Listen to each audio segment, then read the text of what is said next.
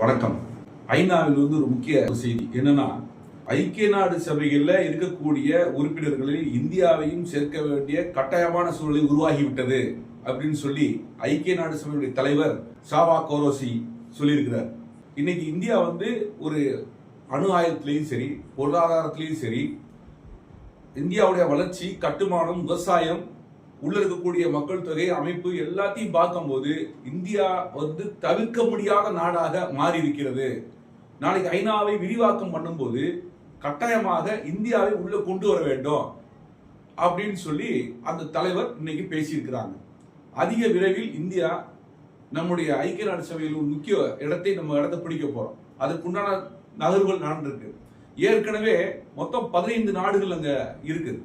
அதுல முக்கியமா 5 நாடுகள் நிரந்தர உறுப்பினராக அங்க உள்ள இருக்கிறாங்க.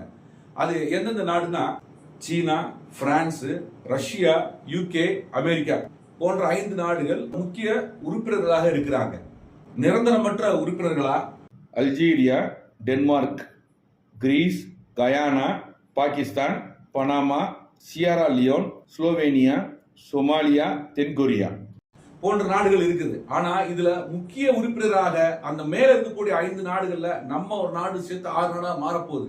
இப்படி ஒரு விஷயத்தை அந்த ஐக்கிய நாடு சபையுடைய தலைவர் சாவா கோரோசி இன்னைக்கு சொல்லியிருக்கிறாங்க. ஆனால் வருகிற காலங்களில் அதிக விரைவில் இந்தியா வல்லரசில் 5ல் 1ஆக 6ஆக மாறப்போகுது என்று தெரிவித்துக் கொள்கிறேன். நன்றி, வணக்கம்.